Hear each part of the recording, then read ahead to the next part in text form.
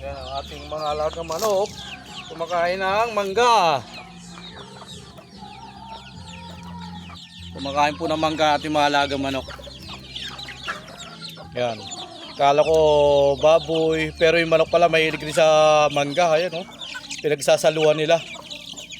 Oh. Yan. Mahilig rin pala sa manok yung mangga. Oh. Kaya yung mga mangga rito na nahulog na ganyan na kainog, hatiin natin. Yan ang gagawin natin. Papakain natin sa alaga natin mga sisiw. Yan, oh.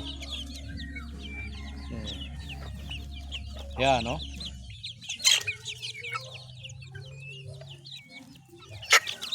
Oh, nag-i-enjoy sila kumain ng mangga. Babaliktarin ko lang para makakain sila. Yan, oh.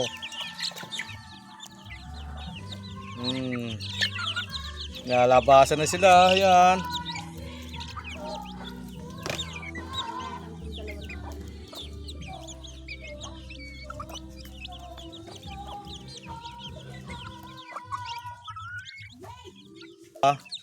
May ating alagang mga sisiw, nabubusog sila sa mangga. Sama-sama silang kumakain ng matamis na mangga na bagong hulog sa puno. Yan. Yan, oh. Tingnan natin kung marami pa.